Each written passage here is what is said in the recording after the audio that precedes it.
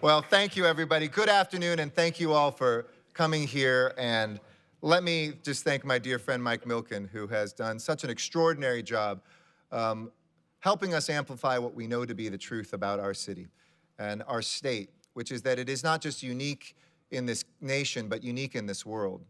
I just came back from Paris, where I spent 2 or 3 days at the climate summit in the midst of the kind of craziness in the world between San Bernardino and Paris. And mayor after mayor, governor after governor from around the world came up to me and said, when they heard I was from LA, or if they knew I was from LA, said, "You are so lucky to live in Los Angeles. And what you are doing is changing and inspiring us to do the same where we are." And the Milken Institute is a reflection of just that spirit, our uniqueness, our exceptionalism. We had 195 countries in Paris, and their eyes are on us. We know the stats if we were an independent country, but we're not. We're proud to be part of a great state here in Los Angeles and an amazing country. And to really drive an agenda that now comes from the West and goes to the East, not vice versa. When I was in Paris, I met with a CEO of a group called the Bolloré Group, a French company that's looking to invest $25 million here. If you've been to Paris recently, they have all the cars, the electric cars on the street that are shared cars. And I asked him, why Los Angeles? And his answer was very simple. He said, this is where the cutting edge of people and technology is in the world.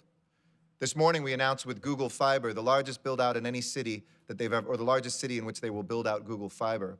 Day before, AT&T with Gigapower did the same thing. Two companies that will come here to give us internet connection speeds that are 200 times what we experience today. And when I asked them why LA, the day before, yesterday, the folks from AT&T said, because you've done the right things on the government side. Don't tell my friend up in Silicon Valley, who's the mayor of another city up there, who they're also looking at, but he said, I was talking to that individual and said, you need to do what LA is doing. We can get our permits done, we can build, we can get it done, and that is the model for the country.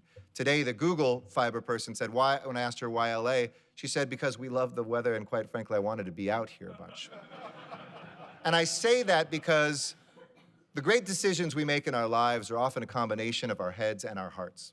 Think about it. The major decisions we make, who we want to spend our lives with, the homes that we'll buy. You know, we've all had, people we fall in love with in 2 weeks, but then your head kicks in after your heart starts beating, and you have to weigh both and make sure that if you're settling down with them for the rest of your life, that they meet both. A house you have to be practical about, but you also want something that stirs your soul and say, this is a great place to raise a family. Even when we get dressed, we have to be appropriate, but we want to find that tie or that scarf or those socks, something that sets off our heart and will set off the hearts of others. And as we talk about the business environment in Los Angeles, I take that same approach as a mayor, that businesses make decisions on a combination of their heads and their hearts. And for too long, at least here in the city of Los Angeles, we had taken our eyes off of both of them.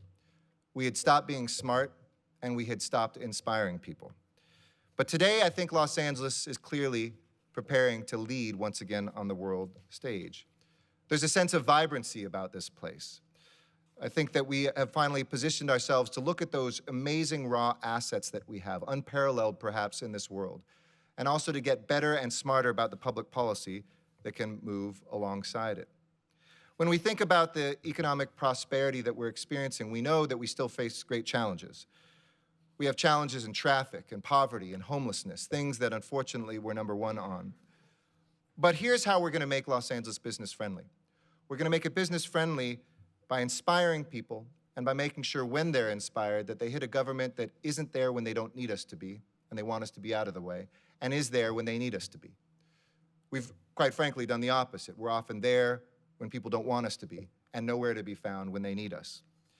The intangibles that we have here, the most diverse city in human history, not just in the world today, but ever.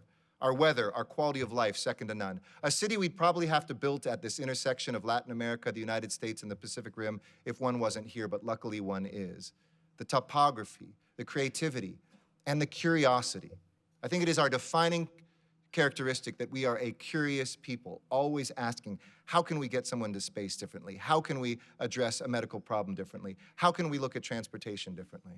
2 weeks ago, I'd like to say I drove my first autonomous car, but you can't actually drive an autonomous car. I got on my first autonomous car at the LA Auto Show in the midst of traffic and let go and watched as it tracked the car in front, braked, and steered by itself. and looked at a moment when we are doing amazing things for transportation, but I've always said it's a combination of what we will build and what technology will bring. And I said to myself, only in LA would we have the car market, the ability to be ingenious, and also to look at that curiosity and have it quenched. Today, we have a workforce that is trained in the only city where 3 of the top 25 universities in our nation reside. We're a city revitalizing our urban core in places like downtown, Silver Lake, Mar Vista, North Hollywood, and beyond. And those things need to be factored into our business climate in terms of the heart, where we're going to live, the meals we're going to eat in the best eating city in the world, the places that will inspire us. But for many years, we weren't keeping pace with our heart. We weren't doing things like cutting our punitive gross receipts tax, which taxes startups who might have $10 million go through them, but they might lose money the first couple of years, and we didn't care. We said, that's $10 million. There's only 2 entities that tax off the top, the city of LA and the mafia. We've got to stop doing that. When I looked at an outdated zoning code that took 2.5 years to prepare big products to even get in the ground, and we changed that by taking a 3-step process and making it parallel, so that buildings like the New Wilshire Grand downtown and the Metropolis are in the ground 3 to 6 months after they're brought to us, that makes a difference. We're cutting that gross receipts tax. We're raising our minimum wage. We're doing things by showing that we can build consumption at the same time, be more business friendly in the city of Los Angeles. And the proof's in the pudding. Almost 90,000 new jobs in the last 2 years alone. Unemployment down 4%. And as interesting as that jobs number is, over 50,000 new businesses have registered with the city of LA. In other words, more than 1 business for every 2 jobs created. Not surprising in a city that has more entrepreneurs per capita than any big city in America. 1 out of 172 people that I represent are entrepreneurs. We've been very surgical at City Hall on how we are pushing forward a jobs agenda. First, by championing key industries. I want to talk to you about that for a moment. But second, we've been looking at getting key regulations removed and taxes reduced. And third, by investing in key infrastructure that will be that pathway for prosperity, just as I mentioned with the fiber investments that are being made by those 2 companies. First, when we look at the key industries, first, we cut those into 3 categories. Those legacy industries we had taken our eye off the ball with. Take the film industry. While other places were stealing our jobs away, here in California, we just assumed our sunshine would keep them here. My first priority as mayor was to make sure, as I went up to Sacramento to work with the legislature, and we had great leaders up there, but also with Governor Brown, and say, sign into law an expansion of our film tax credits, which we have now done. 5 years, $350 million a year. This year alone, $1.3 billion of film jobs and television jobs of investment are here in Southern California that otherwise wouldn't be there. I can't tell you there isn't a week that doesn't go by where some grip or gaffer or somebody working comes up and says, thank you. I can spend the night at home and I can spend that money in my neighborhood. Second, aerospace. Even after the Cold War, when aerospace was cut in half, it was still a top 4 and is a top 4 industry in the Southland. So when I came in as mayor, I realized we'd have to go beyond our normal geography to unify the supply chain and apply for an advanced manufacturing partnership designation from the federal government. So I brought San Diego County, Orange County, LA, and Ventura together. We applied with the help of the Annenberg Foundation and won that highly competitive designation, which has already brought more than $60 million in federal grants to help our aerospace companies retool their manufacturing process and to train with the skills needed, the workforce that they too often couldn't find right here. So first, it's those legacy industries that we are focused on. But second are the emerging industries. Industries like green jobs. I promised to bring 20,000 new green jobs. We're already 6,000 and counting.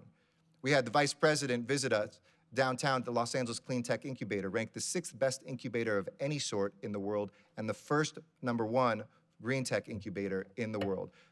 Funded by the City of Los Angeles, Department of Water and Power, private venture capital that has come in with others. You can get everything from skills to your financing to a location to start up. And Vice President Biden was blown away by what he saw. And we're seeing Los Angeles emerge as the green jobs capital of this country. A second emerging one, of course, is digital technology. LA is now the city that digital technology companies can't afford not to be in. If they're legacy ones like Google, who continues to expand its footprint here in Playa Vista and beyond, who brought YouTube here, or whether it's a new startup Companies like Riot Games, which didn't exist 5 years ago. I don't know if there's any League of Legends players out there, but this is 2 USC grads who founded this company. They think they're responsible for 2% of the internet time spent globally. So productivity has gone down, but fun has gone up. And they have 1,500 jobs already. We moved them into the city of LA, 2 blocks from where the Expo line this spring will open up all the way to the beach for the first time from downtown in 60 years. And when I talk to those folks, the sort of city we need to build, which is cool neighborhoods and public transit and bike lanes, and a focus on what they need by reducing our business tax for tech companies to the lowest level, all conspired together for folks to make a very easy decision. And as the CEO of that company told me, where else could I be? I need every language spoken. I need great engineers graduating from local universities. I need a hub that can take me anywhere in the world, and LAX is now the busiest airport in the world of origination and destination. We're technically 5th, but the top 4 have hub traffic. As a mayor, I care who gets off the plane and goes into the city, and now we are the busiest airport in the country. So focusing on those key industries like digital technology and green sectors that are emerging. And then finally, those ones underneath our nose that we've never been brave enough to talk about. Besides Mike Milken, there have been very few people that have said, we are a financial services capital here in Los Angeles. Did you know we have more money under management now than Boston does? We're second only to New York now. That we have so many companies that are not just managing money, but investing money. And so it's time for us to continue convening that and pushing forward the financial services sector that LA is. Same thing with healthcare and biotech, working with USC to put what may be the world's largest biotech campus in northeast Los Angeles near County USC Hospital. We're looking at those things that have been under our nose but needed a gentle push or amplification. Second, though, besides looking at key industries, has been making sure that we look at key regulations and reforms. I mentioned some of them. Our housing market and our land use is right now sailing. I set a goal of 100,000 units of housing to be built. Our probably biggest crisis that is reflected in our homeless population, that's reflected in our competitiveness, our ability to bring a middle class here, is our housing crisis. We have the biggest gap between wages and rents in the country, so we are the least affordable county in America now. But I said, this is simple supply and demand. We need to build 100,000 units of housing, and 2 years into that 8-year pledge, we have 37,000 of them underway, a building boom only matched once in the history of the city of LA. So if you're a builder, keep building, and we're gonna make it easier for you to continue to do that. I have builders who say, our Department of Building and Safety is the best in the region now. I haven't heard that for 12 years, but the reforms that we're doing now make this a model. Secondly, we're also looking at, as I said, at reducing and hopefully one day eliminating our gross receipts tax. It is simply not competitive. And whether it's in the garment industry, whether it's looking at the tech industry, whether it's looking at key other industries, we want to surgically remove those one at a time until we have a much better base that incentivizes investment and incentivizes growth in key industries. Finally, it says, I just saw a minute. How many? 1 minute. Oh, that's one. See, her hand was over the number of minutes. So 7 minutes, great. Finally, it is looking at that key infrastructure. And here, we are unmatched in the country right now. We know that we have challenges, but great cities reach for the challenges that are before us to overcome them and also reach for the great opportunities. There's no other city in this country that is building 5 new rail lines. That will probably go to voters next year to replace that half-cent we've been paying up in Sacramento and bring it back home to go even further with things like a tunnel through the 405. How about a rail line that would come down to LAX to finish off the people mover from the Crenshaw line to bring public transportation into LAX finally? To look at the investments we're making in the LA River. I already mentioned the housing. The Los Angeles International Airport, where $8.5 billion is going to redo every single terminal that we have there and build yet another new one towards the Pacific Ocean. The Port of Los Angeles, where we are spending $1 million a day to make that the most competitive port in this nation, if not the world. Those key investments in infrastructure, together with key regulations and reforms, together with key industry focus, are already yielding results. And then the fun we get to pour into it, which is your creativity, which is bringing and going after things like the Olympics, celebrating those marquee moments like the Oscars, showing people that LA is not just a great city, but a great global city. And I'll end on this. The Guardian paper, the British paper last year, did a survey of the 50 greatest cities in the world to look at their brand strength. And they had a computer formula they put together that was the weather, the crime, the economy, the social media buzz, 3 or 4 other factors. They put it into the computer and it spit out the results. The strongest city in the world was Los Angeles, just above New York, which was just above London. We don't always think of ourselves that way, but it is time for us to admit and to think of ourselves as number one. We know we're number one in entertainment. We're number one in video games. We're number one in tourism. We're number one in trade. We're number one in so many categories that we now need to start telling that story to the world. Not to brag about it, not to say we're the best, but to take our rightful place as a city that is investing in our future, that is answering the challenges we have today, and which is the best place on the face of earth to start and to grow a business, because that is the road to our prosperity. Thank you all so much.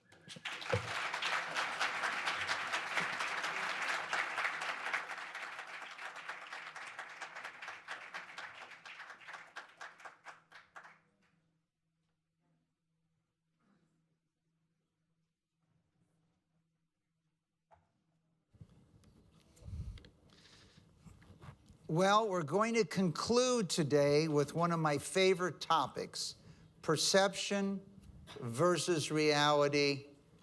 Is California really business friendly? So there's a number of articles that will tell you it's the #1 state, and we have articles telling you it's the 50th state. So different points of view. We're going to listen to our panelists, but before I started, I just wanted to put up a formula which was the basis of the forming of the Milken Institute. And I wrote this formula down 50 years ago after the Watts riots here in Los Angeles. And I couldn't understand why individuals, when I met this young African-American man, didn't have access to capital. And so prosperity, as the mayor talked about, job creation, access to financial capital served as a multiplier effect on the world's largest asset, human capital, the world's second largest asset, social capital, and real assets that all our money managers here focus on. And so I want to really talk for one moment before we open the panel about social capital and understanding what social capital means. And today, in Beijing, they had a red alert day, which means pollution levels were at such a high level that quite possibly you shouldn't go to school and might not even come to work. And as a young boy growing up in Los Angeles, I remember some of those days when I couldn't see the city, but dramatic changes have occurred. And these are the examples of social capital. So when you think about the state of California, religious freedom, 50 million people came in the 19th century from Europe, an average of 500,000 a year for religious freedom. Community organizations, many of which are represented here, cultural resources, universal suffrage, rule of law, education and healthcare, property rights, and so on. And so these are things that California stands out, and 70%, when you study things over a long period of time, 70% of everything that happens in the United States starts in California.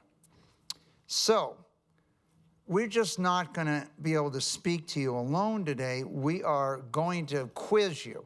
So haven't given you a lot of quizzes today. It's time to launch one, and we'll see how smart our audience is, because as I call on our panelists, John, Donna, and Stephen, they want to know about the intelligence of our audience. What level are we going to be speaking to you at? Okay. So here's your question. The first city in 1849 hosted California's first constitutional convention. What was that city? Was it Eureka, Monterey, Long Beach, Oakland, or Santa Barbara? Okay, time's up. Okay, time's up. It's time to vote, no discussions. All those that believe it was Eureka. First you looked at the Redwoods, and then we had our first constitutional convention. No one's voting for. What about Monterey? Good contingent on Monterey, led by Ross Duvall, expert on the state of California. Okay, Long Beach. Anyone voting for Long Beach? Okay, we got some Long Beach fans. Oakland. Is no one voting for Oakland? Okay. All right. Santa Barbara. How about Santa Barbara? All right, let's see how we did. What was the location? You did excellent. We're going to try to keep it at a high level now. So let's start. What are the greatest strengths of California's business environment? Donna, why don't you start us out? Oh, absolutely. And I'm delighted to be here. And some of the greatest strengths, and I travel the nation in the region, definitely a great access to venture capital, private equity, a highly skilled and diverse workforce, tourism, innovation, great weather, our education. We have some of the strongest public universities in the nation, and just access to one of the largest markets in the world. Stephen, what brought you to California besides the ability to buy a bank? Well, I guess as California business friendly, I can answer the question. For me, it was yes.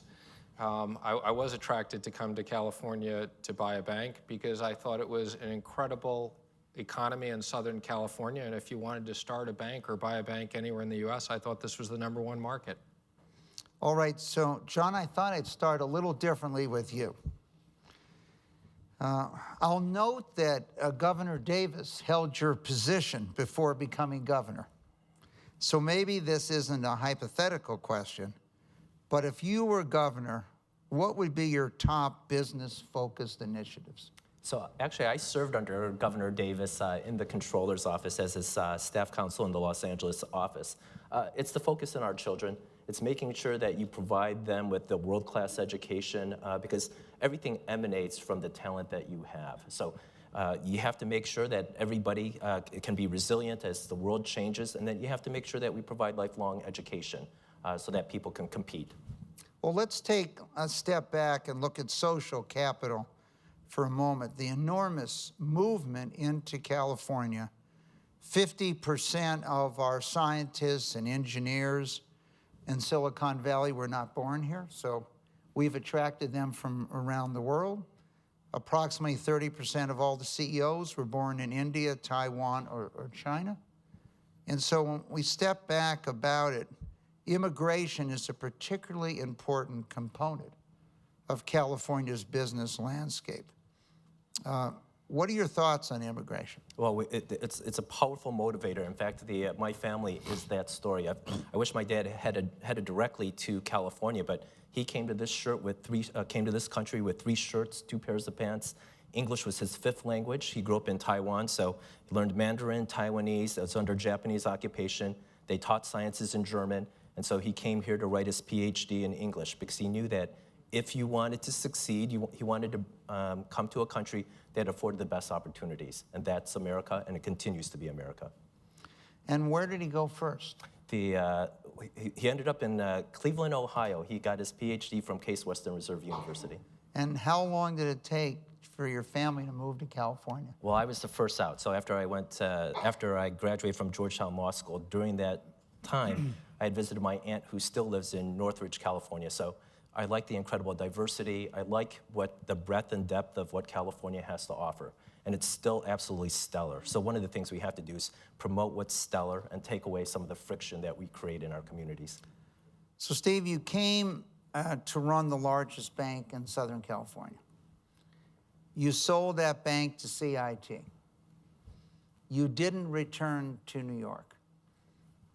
You obviously have a family that has a long history in New York. You even own some property in New York today. What has kept you in California? You know, I think it's a fabulous place. And, you know, my kids really, my youngest kid started in kindergarten here, so they're really Los Angeles kids. And, you know, I know this sounds funny that a lot of people say this, but the weather and the environment, you just can't help but feeling great, even if you're not outside all day. But I think it's the diversity of so much that's here.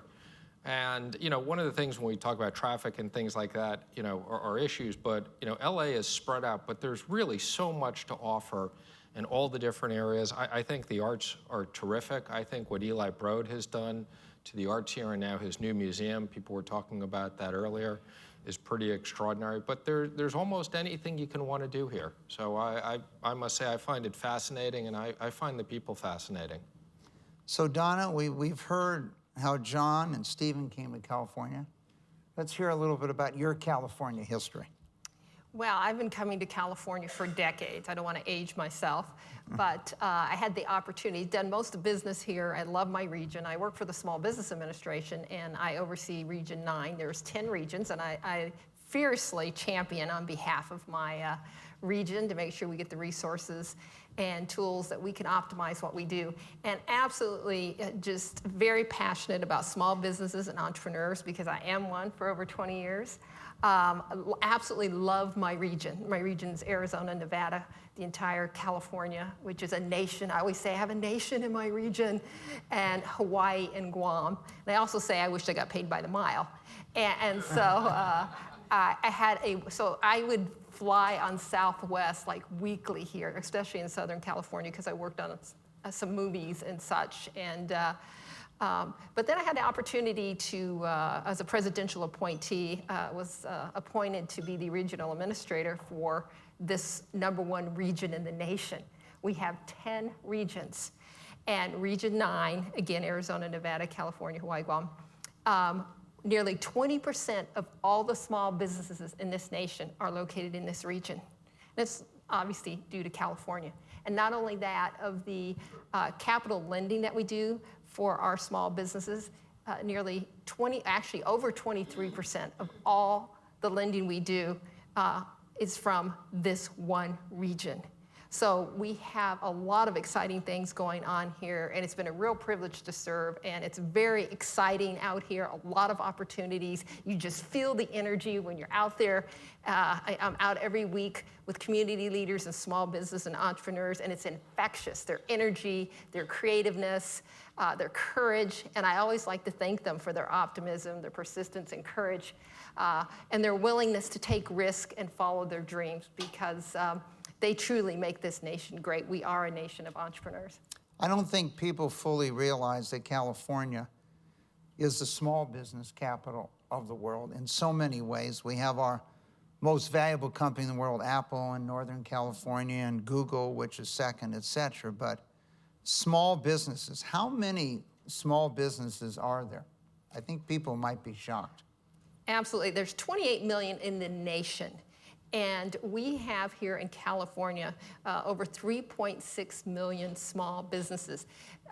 They account for 99% of the employers and 52% of the workforce in this state. So the positive of that, when things get adverse situations, we kind of spread the risks across a broader spectrum. But I think the impact, it's obvious that small businesses and entrepreneurs in this state and across the nation are at the center of our economic growth, our job creation, our innovation, and our global competitiveness. All right, let's change for a moment here and talk about what are the greatest challenges. John, what do you feel our greatest challenges are? What are you hearing from the business community? Well, the cost to do business in California is extraordinarily challenging. Because this land is so attractive, we have incredible abundance for our natural bounty. Real estate is expensive. And so if real estate is expensive, then your labor costs are going to increase. So one of the major initiatives that I've been pushing, the first rewrite of affordable housing regulations in the state of California. But we have to work with all the communities, because California, as some pointed out earlier, it's a nation state. And so you write rules to increase affordable housing in rural counties. It has an impact on urban counties, has an impact on suburban counties. But we have to make sure that we address it, because we are losing young people. So when people talk about losing businesses to Texas or Utah or South Carolina, we're also losing young people, and that's the seed capital. That's the seed corn for what's needs to be a vibrant future for Californians. Stephen, from your standpoint, what are the greatest challenges we need to address? I would agree with that. I think the housing costs and the income taxes, just the cost for individuals to live here, I think the quality of life is as good as anywhere, but I think that's definitely a long-term issue in terms of number of jobs and employment. Donna, what are you hearing from the small businesses? What are their challenges and what do they want us to solve? I would say the first thing is anything you can do to reduce complexity.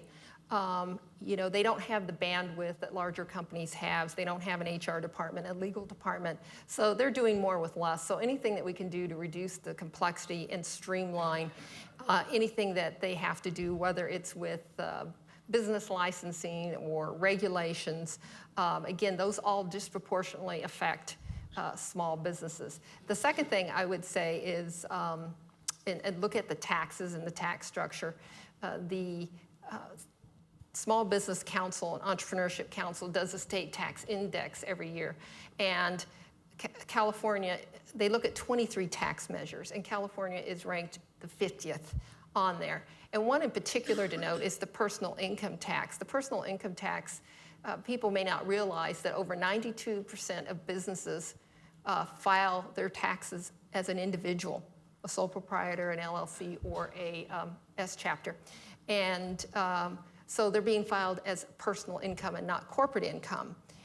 So I think there's some opportunities there if we can work on the tax structures and reducing complexity. I know us as an agency, the Small Business Administration, our goal is to streamline. Our administrator, Maria Contreras-Sweet, always talks about us being smart, bold, and accessible, streamlining, modernizing, being more inclusive and accessible. And our 3 C's really quickly, capital. So one of the things we're doing, especially in California, since it's such a huge market, is access to capital, especially to our underserved markets, whether it's minorities, women, veterans, LGBT, contracting, federal procurement. How can we get them more involved with that?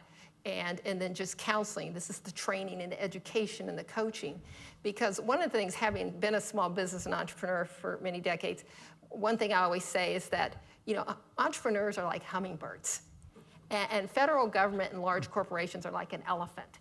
So you're trying to get an elephant to dance with a hummingbird or a hummingbird to dance with the elephant. It's not going to happen. The hummingbird's never going to be an elephant. So at least if the elephant can try to be a zebra or something, try to, again, be easier to do business with and fast would be remarkable.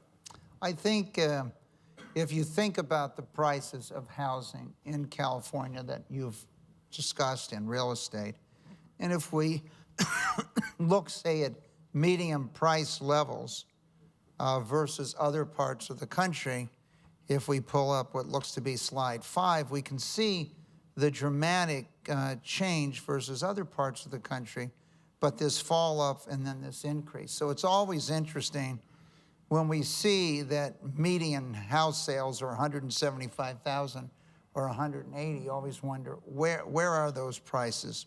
I want to switch to a moment, and Mayor Garcetti pointed it out so eloquently, the changing face of America, and it starts here in California. And if we look at a 55-year period of time where we've gone from a country where most of the people living here that were not born here, 75% came from Europe, 10% from Canada, only 5% from Asia, and 9% from Latin America. Just in 2 generations, what the dramatic change has been and the changing the face of our state. If we look at the growth patterns, we can see for the whole country that the fastest growing ethnic group in the country are Asian Americans, and the second fastest are Latinos or Hispanic. But let's take a look at California. And this is a very interesting slide in that it's not the percentages, but it's the population growth rate over these 14 years. So John, as you look at that, people of European ancestry actually dropping by 7% in this period of time, what would you attribute that to? Well, they opened up the immigration laws. Right, we had in 1882 the exclusion of Chinese Americans. We had historical discrimination, but then the world opened up its opportunities. When you think about it, 2 years prior to when I was born, so in 1960, 96% of America was African American and Asian. If you look at the drop, What percent was African American and Asian? I'm sorry, African American and Caucasian. Okay. And today, the number of Caucasians has dropped by 22%, and so it's been replaced by 17% Latinos and 5% Asians. And then, again, the Pew numbers, 2050, you're going to see this incredible growth of Asian Americans. And I think it's very exciting on many respects. When you talk about globalization, when you think about China with 1.3 billion people, with India with $1.2 billion, our opportunity to build a greater humanity, I think, is very exciting. And economic opportunity will follow. So following up on that point, John, California has an unusual setting with the growth in the population from Latin America and Asia kind of as a crossroads here. And so today in California, the very first state, the largest ethnic group as of 2014, on slide 8 or 10, is now Hispanics with 15 million versus 14.9 million, with Asians growing. So one of the things we gave you, and I know, Stephen, you made a lot of mortgages here. So we gave you a look at last year, what was the change between 1990 and 2010 of the surnames of home buyers. So in order for CIT today, or One West, to succeed, the Smiths, Johnsons, Browns, Williams, Millers, and Joneses disappeared in the last 20 years as the #1 surname. And so Newing, actually, in 2010, was the #1 surname in the state of California. Not one European surname, so I'm assuming the mixture of your mortgages, Stephen, had change contributors. So we didn't want to let you down at the conference, so we got an update at 2014, and let's take a look at that. So the #1, John, surname is now Chen. Chen, Li, and Wang. So 3 Asian surnames are the 3 most common surnames buying homes in the state. The next 6 are Latin American or Hispanic surnames. And if you look at the whole list, expanding it to 20, there's not one European surname. So we want to stress to those of you who are in the lending business for mortgages or in the real estate, residential real estate, that your business now in the top 20 has shift here to Hispanic. And what do you see, Donna? Do you see any difference in this entrepreneurism between the Asian Americans who found business, the European Americans, the Hispanic Americans? Is there any difference between the groups as you deal with them? Well, I think there are cultural differences that you need to be sensitive and mindful to. The thing that we're seeing in California is definitely the most diverse state in the nation, of course, in my region that I serve, which is very exciting. We've seen Hispanics in this state starting businesses at 3 times the rate of the national average. Our lending, not the previous fiscal year, 1/3 of our loans in the greater LA area were to Korean-owned small businesses, and in the San Francisco area, a little over 1/3 of the loans were to Chinese-owned small businesses. So again, what our goal is making sure that, and then the millennials, that's a whole another conversation there, but we're really trying to make sure that our agency is relevant and is matching the demographics of the market that we serve. I want to go back, John, to the point you started with, education. And one of the things that's made this state strong is the number of higher institutions of higher ed, et cetera. As we look at state support for public universities here, around slide 16, and see what has happened over a long period of time, we're not seeing significant growth. In fact, we've seen significant decrease. You know, in charge of the financing of our state Do you ever see that reversing? And what are the challenges we face as other states have increased their funding compared to the U.S. Well, and California? I'm sorry, Mike. The trajectory of that chart is indefensible. It portends a California that at some point, if we don't raise the skill set, it's going to be in terminal decline.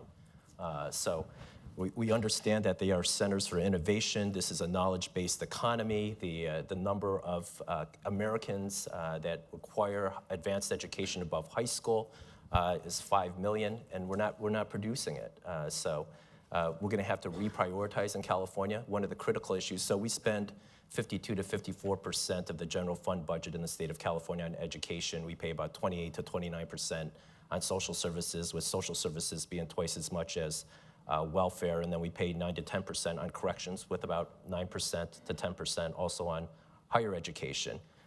We have to come together, figure out how we handle healthcare inflation despite an aging population in California. Else we're going to take away the ability to finance education in the future. So let's take a look at this slide, which I think is really very important for you to look at. The Milken Family Foundation 30 years ago or so was very focused on the fact that many universities, UCLA, which has the most applications of any one college in America, but in this case, we started in Philadelphia at Wharton to focus on only 5% of the students stayed after they graduated. So you brought many of the best and brightest there, but 95% of the people left Philadelphia. And what could happen if you could change their desire and in a generation get a much higher percentage of the world's best and brightest to stay in your community? This is not a challenge in California, and you can see here that if we get them to come to school here in California, it's hard. They want to stay more than any other state in the United States. They want to stay, build their business, start a business here from that standpoint. And so I just want to underline the point that John made for all of us here of just how important it is that our universities are strong. And so here I just want to digress for a moment and talk about one of the strengths of California that we all can focus on. And when we step back and say, what is the greatest achievement of mankind? And I think it has to be the extension of life. And so if you've been to various Milken Institute events, we show you that in 4 million years of evolution, we extended life by 11 years, from 20 to 31. And in the last 114 years, we've extended average life expectancy on the planet by 40 years. So you didn't miss a lot in the first 4 million. And it wasn't just the extension of life, it was the extension in the quality of life. And I think we don't recognize that. And it's our view at the Milken Institute that those countries or states that are the leaders in bioscience will be the leaders in the world. And bioscience is not just your health. It's many of the topics that we've discussed. It's energy, quality, air quality, environment, water, so many of these things in biosciences. And so even more so, California has been the leader. If you look at biotech patents in the top regions here, you see 3 of the top regions are here in California. If we want to go look at U.S. graduate schools in biological science and how they rank in the country, the top 20, you can see Stanford is 3, Berkeley is 4, Caltech is 5, UC San Francisco 6, Scripps, UCLA, San Diego, and so on. And so, and Davis, this is where the future lies. They just sequenced the genome in 7.3 seconds at Georgia Tech 60 days ago. First one took 13 years. The one at Georgia Tech in October took 7.3 seconds. And so this is a really important thing that we need to focus on. And if we look at worldwide, Let's step back and take the entire world now as to how the universities rank. You'll see out of the top 12, 5 are in California. So I just wanted to re-emphasize this point you've made, John, and this particularly in the biosciences, that this is the issue for California. I want to stress to each of us here how important this is. Donna, how many broadly defined businesses are focused on what you might consider biosciences, okay? So water, energy, environment, agriculture, health, et cetera. Are we seeing a lot of new businesses formed? We are, and I think this is one of the greatest opportunities for California. California is second in the bioscience, biomed field, and in some areas it's state number 1 in the entire nation in this area. And I think we're just scratching the surface there. We're seeing a lot of growth, a lot of ancillary businesses like small businesses that are working with large businesses and vice versa. And another thing that small businesses produce 13 times more patents per employee than large businesses. Not that we don't love large businesses, we do. We need, for a healthy, robust ecosystem, we need all small, medium, and large businesses doing well. The other area, too, is military and defense. Outside of the Beltway in Virginia, California has the second highest density of military and defense business and industries here, and that's another area to tap. And I don't know if we're going to get into it, but I think a third area definitely, and it's one of our strengths as a state, is definitely our export international trade business.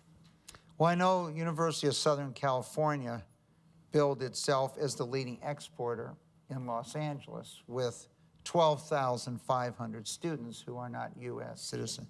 Steve, talk to us a little bit. I know small and medium-sized business was an area that you were focused on at One West and becoming the bank for small and medium business. How did that break down between different industries?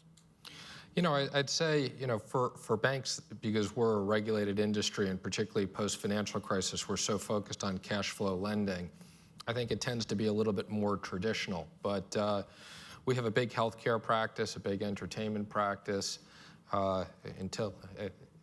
Before oil went down to what it was, we used to have a big business around oil and energy, but pretty much across the board. And you know, I think for us, you know, mid-market businesses, small businesses, and particularly mid-market businesses, a lot of the small business lending gets done through the SBA program, which we're a big believer in.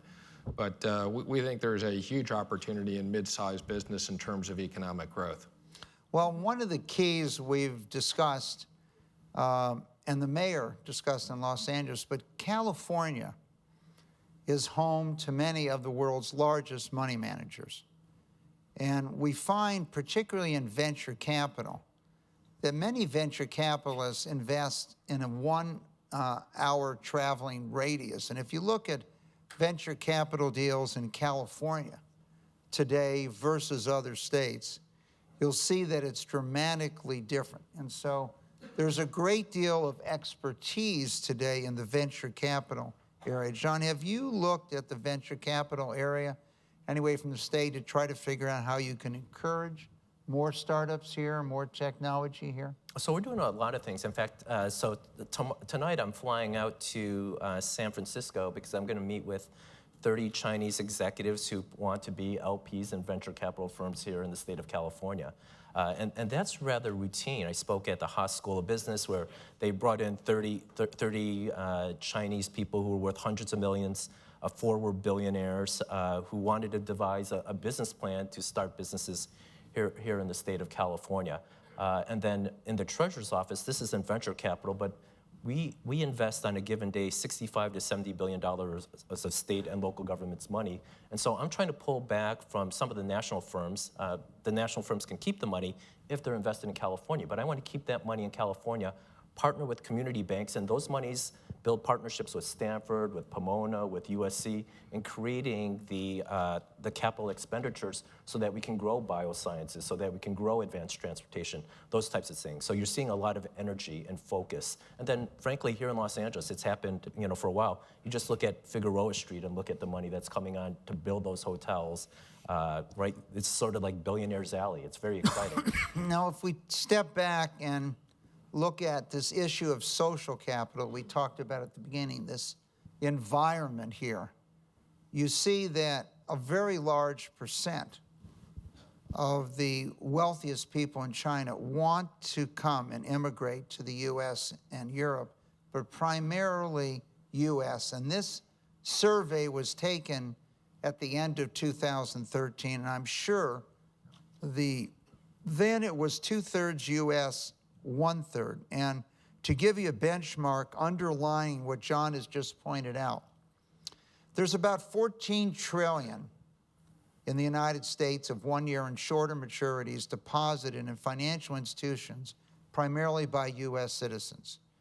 In Japan, where the average individual has 50% of their money in 1 year and shorter maturities, they have, with an economy 1/4 of the size, they have about the same amount of money. Today in China, they have as much liquidity of Chinese nationals deposited in their financial system as the United States and Japan combined. And my guess is 4 or 5 or 6 trillion of that would like to come overseas, with the largest amount here investing in the United States. So John, I think you're the right person at the right time for that job to see what we can get done. And one of the exciting things about them coming is also the fields of studies. So if you look at doctoral students in the US today, about 1/3 of them are foreign-born, and that's up from 1 in 10 30 years ago. So when you think about this educational force that's being created here, 1 in 10 to 1 in 3, and 84% of doctoral students who are foreign-born are getting their degrees in the science. It's a real strength for us. Okay, we've reached the halfway point. Time to give you another quiz. Now, besides for many other issues, California has been a leader in sports. And so the Pac-12 particularly has won more NCAA titles than any other, whether it's Stanford or UCLA and many of those. I'm still waiting for Berkeley to go to the Rose Bowl. My brother bet, one of his fraternity brothers, in 1967 that Berkeley would not go to the Rose Bowl in the 20th century. And I'm very sorry to say that he was correct. So it's been, I think, 60 years. So here we go. Which of the following players had the longest career in their respective sport? Major League Baseball, professional football, hockey, or professional basketball? So your choices are Nolan Ryan, who played for the Los Angeles team at one point in his career, Gordie Howe, primarily Detroit, Ricky Henderson, who had played for Oakland, Kareem Abdul-Jabbar, Milwaukee, but mainly the Lakers, and George Blanda, who played for the Oakland Raiders. Okay, time's up. How many believe it's Nolan Ryan?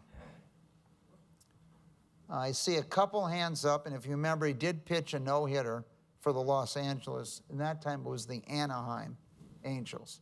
How about Gordie Howe? Couple hockey fans in the audience. Ricky Henderson. Okay. Kareem Abdul-Jabbar. Let's see. Any votes? Now you have to vote for somebody. Okay. All right. Now George Blanda. I don't know if he was playing quarterback at 50 or just kicking. So we have, once again, Ross Duvall has set the mode here with George. And so far he has 100% batting average. So, okay, let's look at the answer.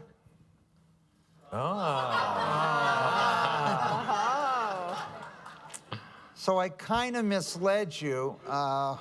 to think it was Ricky Henderson or Jabbar or Blanda, but I think people just don't really think about how long a career Nolan Ryan had in baseball. Now, Incredible. today we look at the San Francisco Warriors much as we looked at the Lakers at Showtime. So we'll see if the Warriors break the Lakers streak of 33 consecutive victories from that standpoint. But there's another thing about California. It's not a question, but there's more songs that have been written about California than any other state. So, you know, California, Here I Come.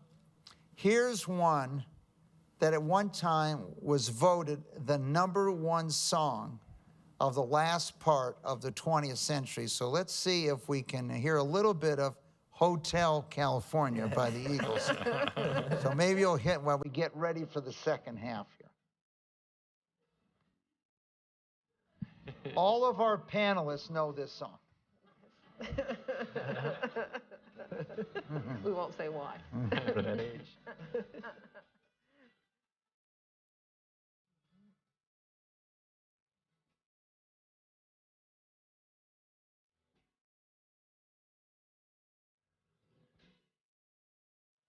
We got a long lead in here. Okay, we're not giving you any words till later. Okay, that's what I'm being told.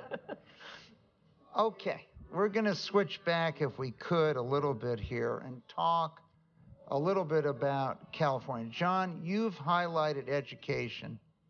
What should we be doing to improve the climate in education?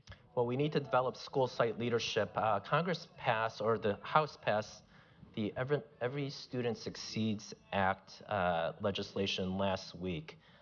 We need to make sure that California puts up standards that meet what we require for the 21st century, right? You can't have standards in place that don't have students who are college ready or career ready after they complete education. And then, frankly, this is where we ought to highlight Massachusetts. Massachusetts has the #1 education system. And so we got to become a great place because we used to have the best education system. We ought to just be aspirational and do everything that's required. So, so standards, curriculum, school site leadership, and something cultural. We need parental involvement, right? #1 factor in a school is the quality of the teacher. #1 factor outside of this classroom is parental involvement. So all that coming together. We've seen in recent months that there's been a number of announcements that we're testing too much. Some people believe that's a response to how low the test scores were. So if you don't test, we don't know.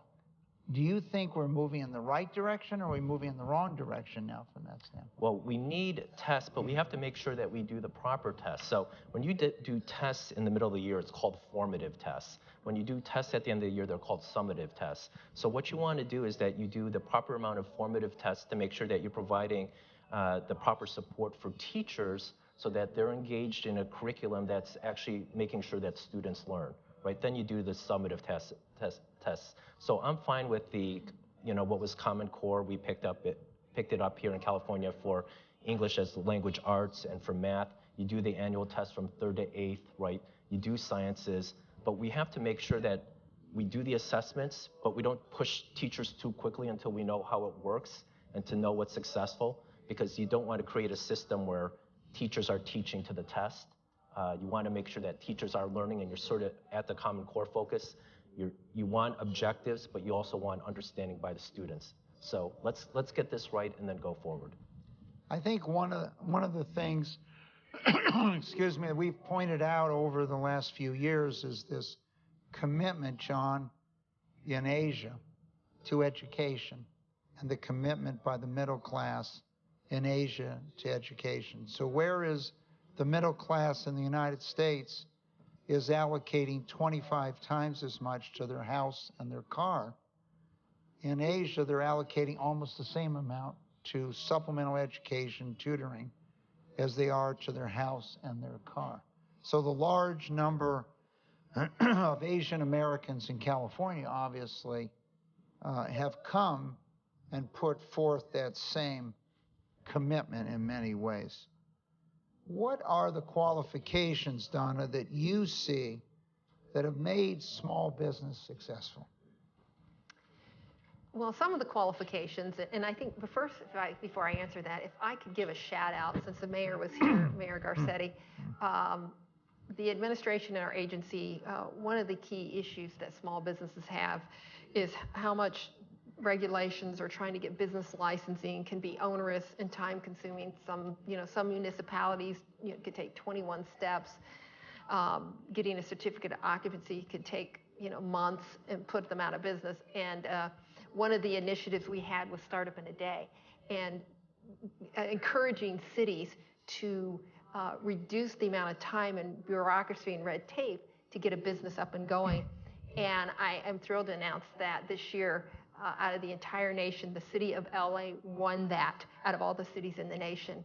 And under the mayor's leadership, very excited, and there was money involved. I think it was like $250,000. So the qualifications that we're seeing with small businesses here, again, I think one of the things the state does very well, it's very welcoming and opening to people from all walks of life and from all kinds of backgrounds.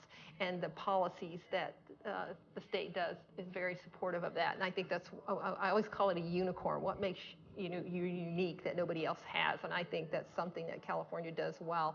As far as small businesses, again, they're very resourceful. They're very determined. I think the thing that helps is collaborate. They learn to collaborate very early, that they can't do it all themselves. Myself, being a small business person, a serial entrepreneur myself, I know firsthand what keeps us up at night, the ups and downs, the uncertainties. And I always like to share my business mantra that I think all of us in this room can relate to, and that is, blessed are the flexible, for they shall not be bent out of shape. And so, again, those are the qualities that we're seeing. And what California affords also is just that there's so much going on here, just the sheer enormity and of people that are here, innovation hubs, anything, unique products you can probably find it created here. And it's such a world global market. And going back to exporting, I always ask this question, what percentage of the world's consumers or purchasers live outside the United States? So think of a percentage. 95. It's actually 95%. 95% of the world's consumers live outside of our country, and it's about 80% of the world's purchasing power. And that's extraordinary opportunity.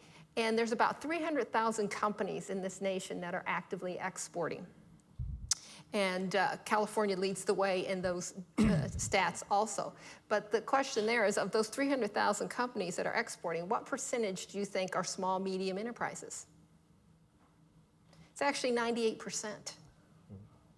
And in California, the exporting dollars, 44% of that is directly attributed to the small business and entrepreneurs. Now, that's all exciting, but that's only about 1% of the small businesses and entrepreneurs that could be exporting. So one of our key focuses and high priorities is to help our small business and entrepreneurs, because they're so prevalent, especially in this state, is to how to capitalize on the global marketplace safely and profitably, because we know that companies that export grow faster, pay higher wages, and do better all the way around. So I think one of the things we've focused on over the past few years is to stress the rise of the middle class, particularly in Asia, where China will have more people in the middle class than everyone that lives in the United States.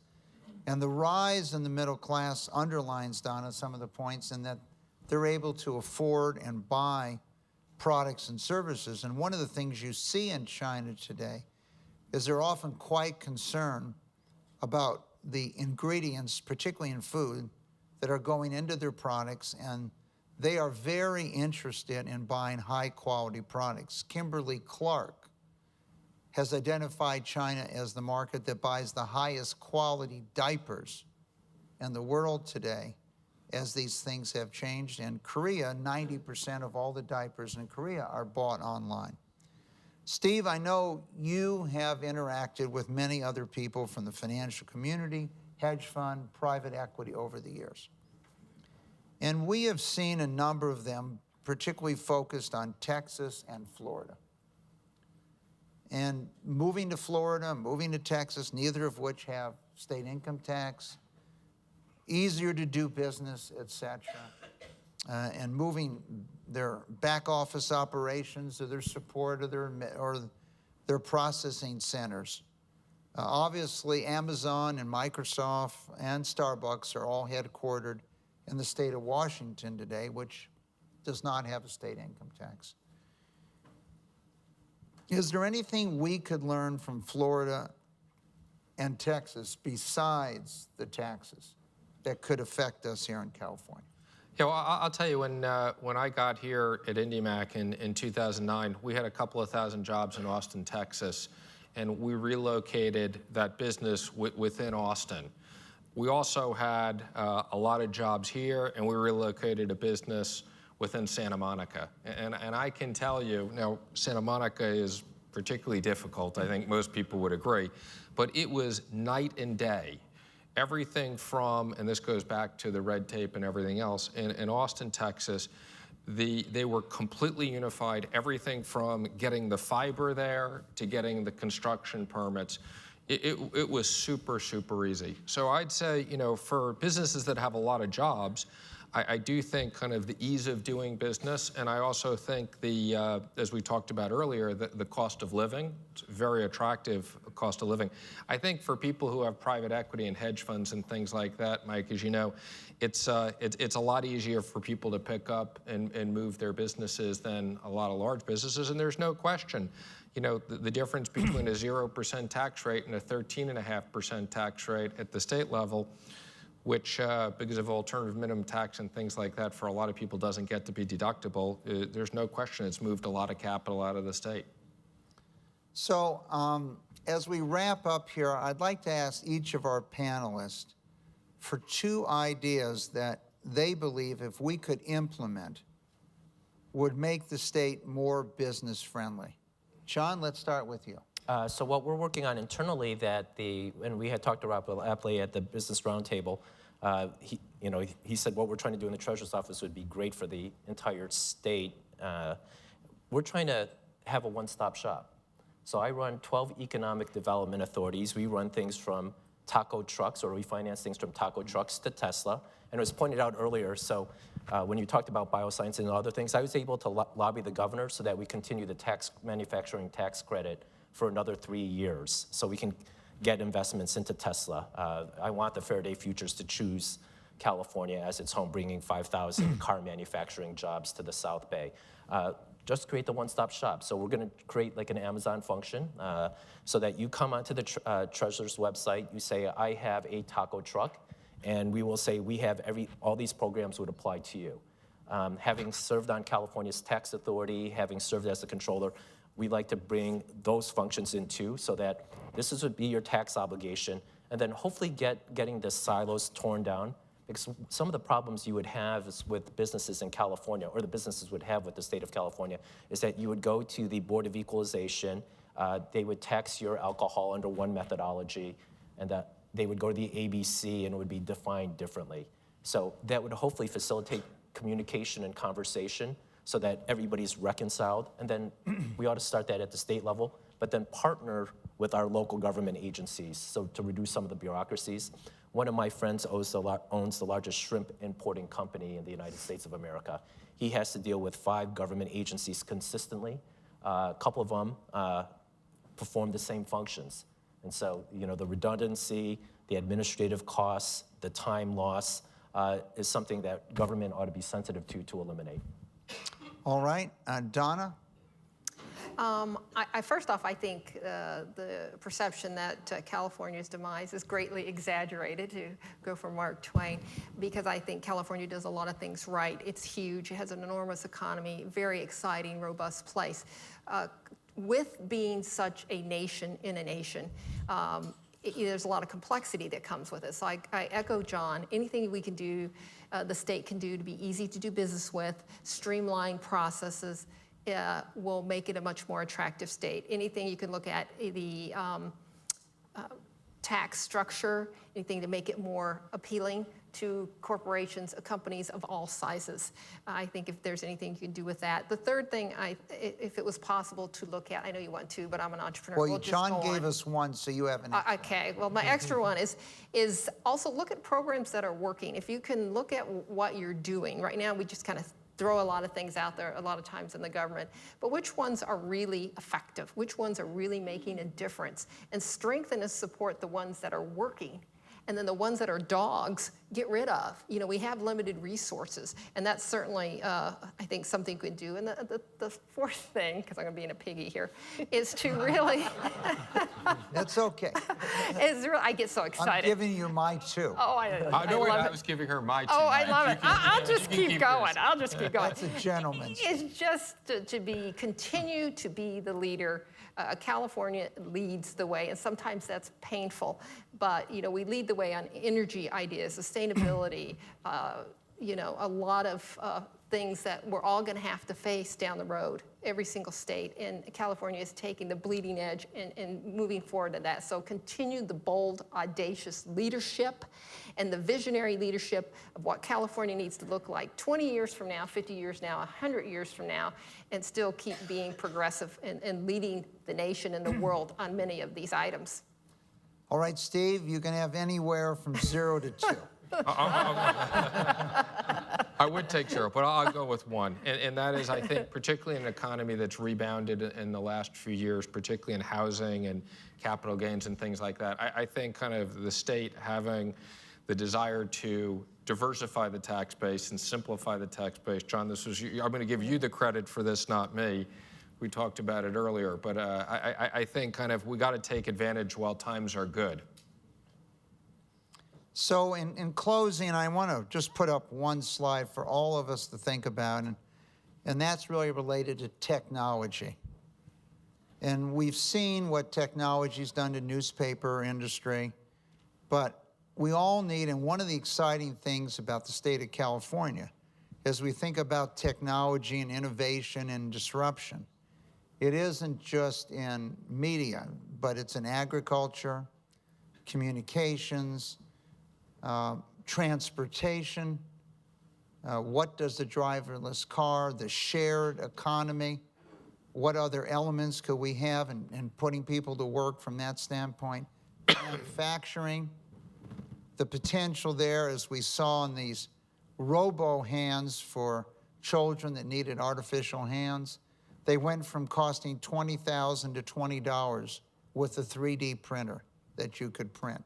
And so as you step back and think of retail or health or medical today, as you're in these businesses, the exciting thing is much of what's going on to think of different approaches in any one of these 10 areas starts here in California. So at the end, in our closing today,